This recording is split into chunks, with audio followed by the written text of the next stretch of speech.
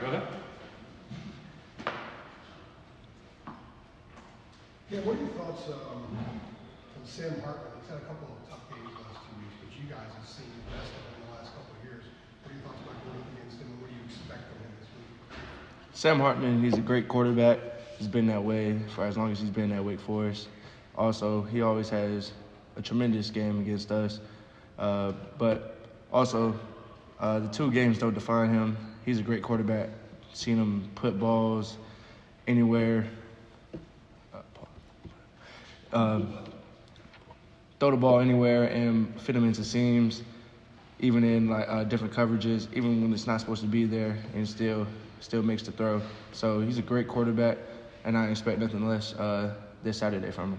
If you were to pinpoint one thing about you guys defensively that's a lot better now than it was the first month of the season, what would it be? Definitely, I would say finishing the game is a great thing for us. We finish the game a lot better than when we start, but we shouldn't wait till something goes bad to do good, you know. So that's a point of emphasis to play all 4 quarters the same instead of wait till the second or the fourth quarter to do something a little different and find a way to play better. But, you know, that just starts with mentality, and that's how we're going to attack it. What do you think the key is to getting off to a quicker start on Saturday? I say mentality, just the will to do it is what you're willing to do, you know. What you put in before the game, and that goes from film to nutrition to anything. Communication, pre-snap, all the above, and just not waiting for things to get ugly before, you know, to try to make it beautiful, you know. You guys see Josh and Antoine, you know, day in and day out in practice. How dangerous do you feel like A.T. Perry is and some of Wake's receivers? I feel like there are a bunch of guys that can run the ball, not run the ball, but run routes. Very athletic, very physical guys on the outside. They like to be physical at the top of the routes. And then you got their slots that can blow the door off down the middle on verts. So it's going to be a fun game. You got a group of receivers right there that can do anything. And Sam Hartman knows how to use them. He's been in that program, and they've been in that program for quite a while now with each other. So I'm excited to see those receivers. Cam, what do you want to say? Go ahead with it. I mean, we're all family here. Oh yeah, just love playing Wake. It's always a great time. When you said earlier that the 2 games don't define Sam Hartman, like, what do you think Louisville and NC State have been able to do when you've looked at it? I mean, is it the pressure of just getting to him and getting in his face and getting him like uncomfortable? Do you think that's been the biggest thing those defenses have done? Yeah, State definitely sent a lot of blitz and pressured him a lot, and which sped up his progression. And Louisville did a great job covering, and then just took advantage of the swing of the game and took the game and ran with it. But also, like I said, those games really don't define him. He's a great quarterback. He's a seasoned quarterback. He's been around for a long time, and he plays like that. And I'm pretty sure he attacks every week the same, but the luck of the draw didn't go his way the past 2, and I know he'll be ready to play this week. You were saying like we've got to quit waiting to make the bad good Yeah. during the game, but like the way you have been able to improve during the course of a game, like actually in the game, and turn some things around. Is there a time or a way that you start feeling it change? Yeah. In your defense, like can you actually feel and see that happening? No, definitely. We huddle up before every defensive drive, and we give each other a little pep talk. You know, let's not go out there and waste time or waste this possession, and don't let them score. If they don't score, they can't win. That's what we always say. And then, you know, just going down there talking to Sad Power and the D-line, just like it's like unity.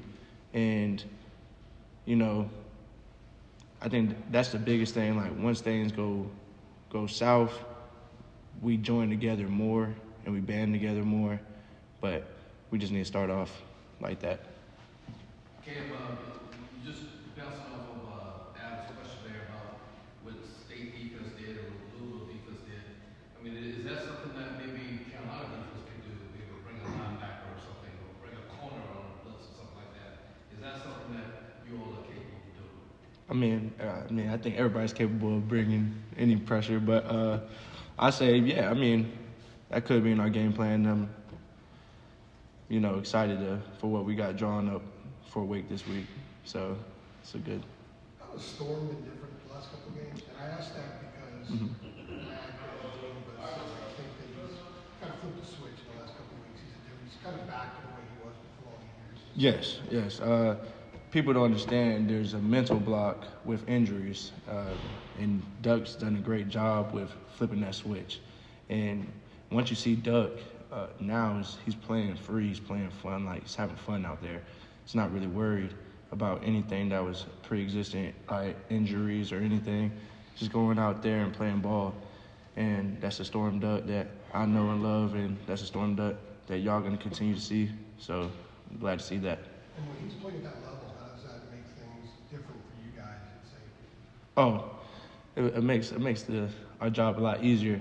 And then also just like seeing him doing that, we feed off that. I mean, it's a big energy game, the tires could turn, and then Duck go makes a great play, and then we're right back where we left off. So he's a catalyst for that for the secondary, and we feed off of him too a lot. Do you feel like things are clicking a little more in the secondary for y'all over the last couple games? No, definitely. I say so. Everybody's gonna game plan us a certain way, and then we game plan them, and then they throw us a little new caveat in, here and there. But overall, yeah, we're definitely getting way better as a secondary. I just say, slight things to communicate those new formations, and then know what we're doing in those new formations, and the new things, the curveballs they throw at us. And we got to start taking those curveballs and hitting home runs. So. Kim, I'm having a flashback. I think we were talking to you last year at this time of year, and I asked you about being a spoiler, and you're like, being a spoiler, but we don't play spoiler to nobody. But, I mean, it's way different, obviously, this November. Like, just what is the feeling and the mood and the vibe for you guys in the locker room? Where you're sitting at 8-1, 5-0 in the league, and, you're one win away from the division title. What's the feeling like? This happening for you guys? The feeling is the next game, Wake's them. And I say we don't take any opponent lightly, and that's a huge thing about this team this year. We look at everybody the same. On road games, it's been kind of close all year round. But, I think it's just like the mentality of the locker room is like we don't want to be just good. We want to be great. We want to be elite. And we can't go out there and, crap the bed. And so that's what we're going to do. Going to play at an elite level and go to Winston with our heads on, ready for anything to throw at us.